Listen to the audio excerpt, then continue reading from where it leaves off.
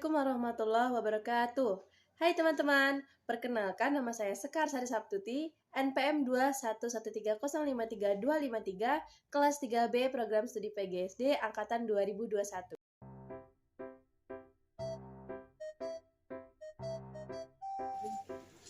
Selamat pagi anak-anak.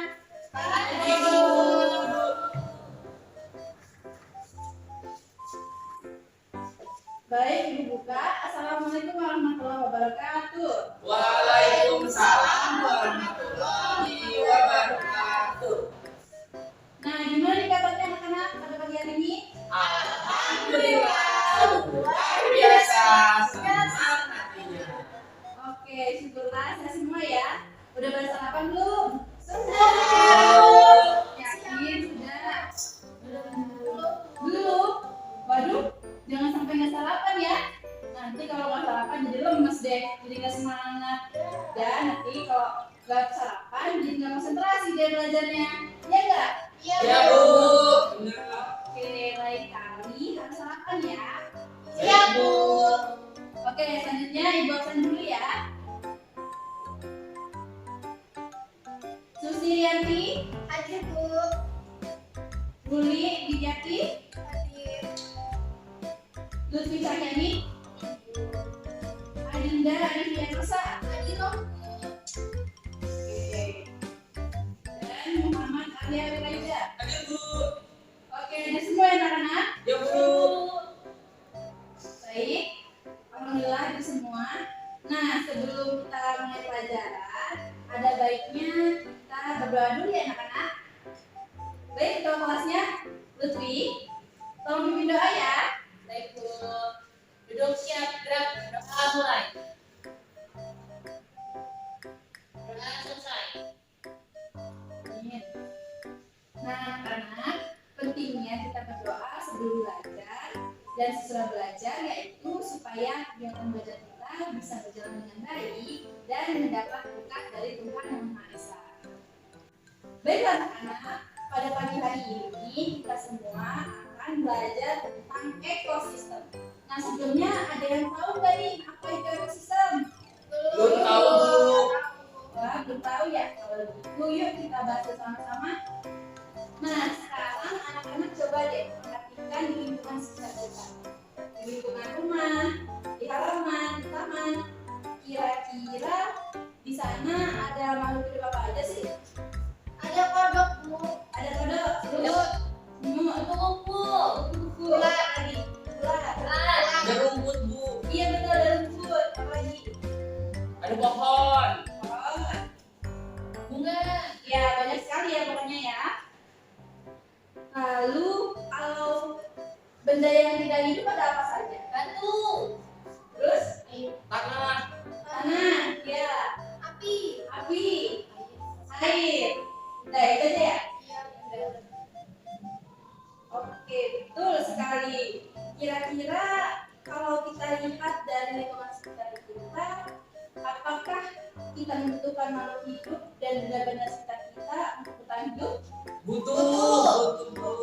Butuh ya? Contohnya apa nih? Contohnya apa saja yang membuat kita butuh? Beras. Padi. Padi. Ya, ketika kita ingin makan, pasti kita butuh Beras. nasi. Nah, ya, nasi itu asalnya dari Padi. padi. Berarti padi itu adalah tumbuhan. Bunga. Ya, berarti kita itu tumbuhan supaya kita bisa Hidup. makan. Adil. Aku. Nah, jadi dari contoh-contoh yang sudah kita sebutkan tadi, ekosistem itu adalah suatu proses yang terbentuk karena adanya hubungan timbal balik antara makhluk hidup dengan lingkungannya. Jadi komponen yang ada di ekosistem itu adalah ada dua komponen yang ada dalam ekosistem, yaitu yang pertama komponen yang hidup dan juga komponen tidak hidup. Nah, komponen hidup itu contohnya tadi manusia, hewan, tumbuhan, dan lain-lain. Dan kalau untuk komponen yang tidak hidup, contohnya batu, tanah, air, gitu. Nah, komponen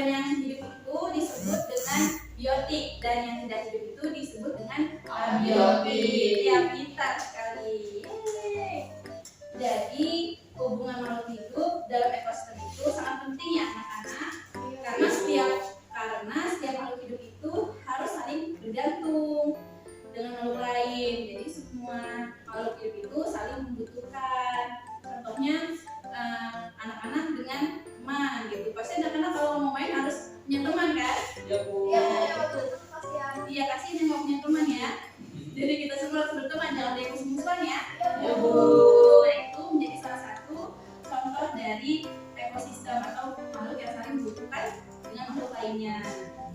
Nah, begitu juga kita dengan alam. Nah, tadi kan sudah dijelaskan kalau makhluk hidup itu saling menguntungkan. Nah, kira-kira anak-anak ada yang tahu nggak nih hubungan antara dua jenis makhluk hidup? Saya Bu. Iya, masa? Hubungan antara dua jenis makhluk hidup yaitu simbiosis. Iya, betul sekali. Kasih tepuk tangan buat kita. Yeay. Jadi namanya simbiosis. Ya, simbiosis itu adalah hubungan antara dua jenis makhluk hidup. Nah, simbiosis itu dibagi menjadi berapa? Ada yang tahu? 3.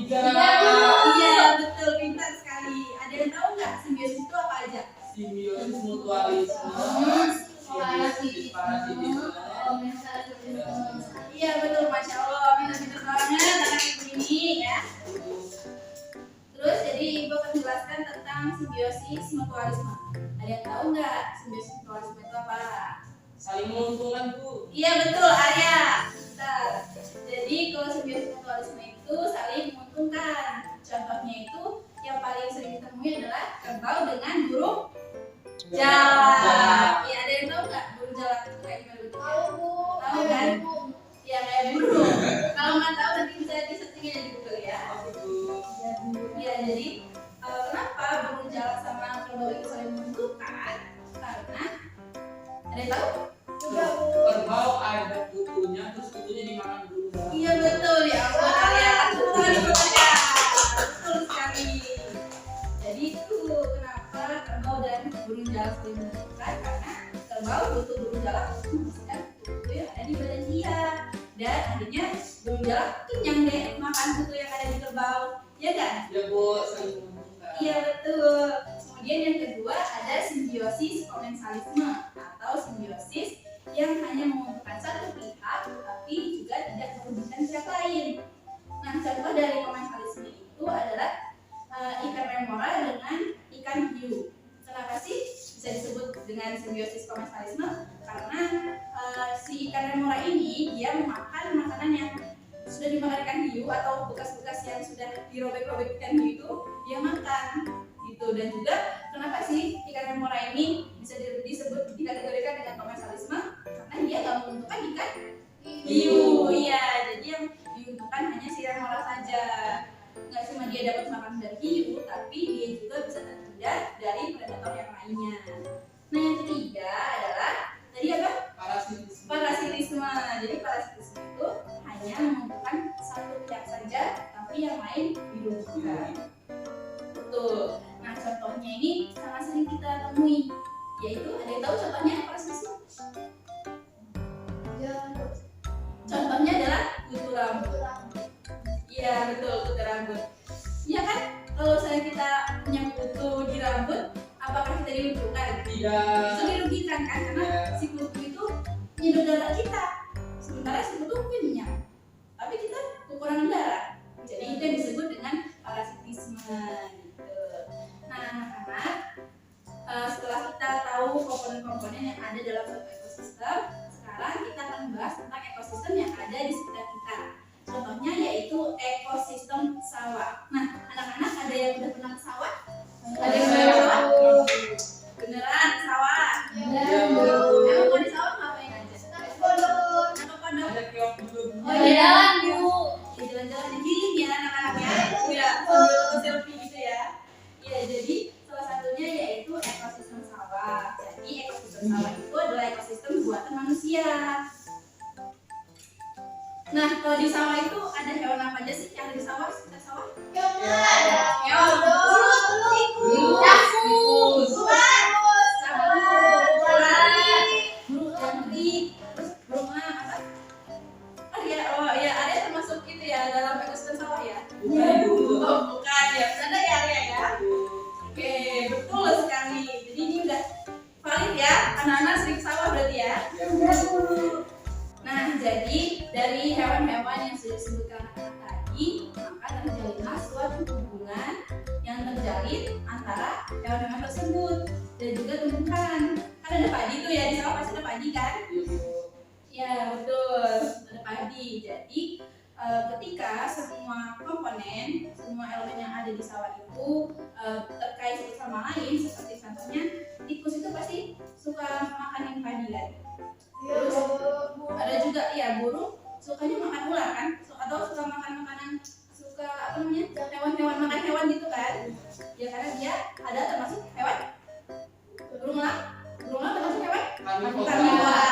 Ya, jadi dia makanannya daging-dagingan gitu, jadi hewan lain gitu kan. Nah, dari keterkaitan tersebut maka terbentuklah jaring-jaring makanan atau rantai makanan. Betul. Nah, karena tadi itu ada padi, ada tikus, ada ular, ada elang, ada belalang dan lain sebagainya, maka terbentuklah rantai makanan yang bisa kita lihat di media yang sudah ibu bawa ini. Bisa kita lihat? Bagus kan? Bagus, Bu. Ya. Nah, ini apa namanya anak-anak? Padi. Padi, betul. Jadi padi ini berperan sebagai produsen atau awal dari rantai makanan. Nah, selanjutnya adalah hewan yang biasa menjadi hama di pesawahan. Apa ini? Tikus. Iya, betul, tikus. Nah, tikus ini berperan sebagai konsumen utama yang makan padi. Nyam nyam nyam nyam. Nah, selanjutnya tikus itu mempunyai predator. Nah, predator yang makan tikus itu apa ini? Ular. Betul. Ini adalah ular kobra ya anak-anak. Jadi ular ini makanannya tikus. Ya betul. Jadi biasanya dia juga bisa bersifat sebagai hama, tapi dia juga bisa menguntungkan petani dengan makan tikus gitu. Dia berperan sebagai konsumen kedua. Nah, selanjutnya adalah predator yang makan ular, yaitu apa ini? Burung elang. Iya betul, ini burung elang ya anak-anak ya. Jadi anak-anak ini berperan sebagai konsumen ketiga. Nah, ketika elang ini sudah mati karena sudah tua, lalu dia bangkainya akan diuraikan oleh si pengurai. Ini gambar apa ini? Jamur. Iya, jamur adalah pengurai gitu, dan seterusnya. Jadi pengurai ini dia bisa menjadi pupuk organik untuk pertumbuhan si padi. Jadi begitulah seterusnya dan seterusnya membentuk suatu rantai makanan. Jadi tadi siapa yang berperan sebagai produsen? Padi. Ya, kemudian yang berperan sebagai konsumen kedua? Ular. Nah, jadi dari yang sudah Ibu jelaskan tadi, anak-anak sudah paham kan? Paham, Bu? Sudah, Bu. Ada yang mau tanyakan? Tidak, Bu. Oke, jadi selanjutnya Ibu akan memberikan tugas kepada anak-anak semua. Akan dilakukan secara berkelompok ya anak-anak. Jadi satu kelompok berjumlah 3 orang. Jadi tugas kalian adalah membuat media belajar seperti ini anak-anak. Baik, Baik, Bu. Ibu. Hewannya mau gimana bentuknya, mau digambar atau di print juga boleh. Jadi nanti bisa kalian buat seperti contohnya ini ya. Nanti Ibu akan bagikan LKPD-nya sebagai tuntunan bagaimana langkah-langkah untuk mengerjakan tugas ini. Oke? Baik, Bu. Nah, semangat ya anak-anak mengerjakan tugasnya. Jangan lupa dikumpulnya minggu depan. Oke. Terima kasih. Oke, waktu kita sudah habis, cukup sampai di sini saja.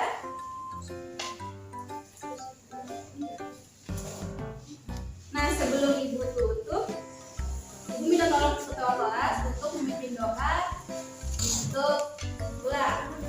Teman-teman, sebelum pulang kita berdoa. Berdoa mulai. Berdoa selesai.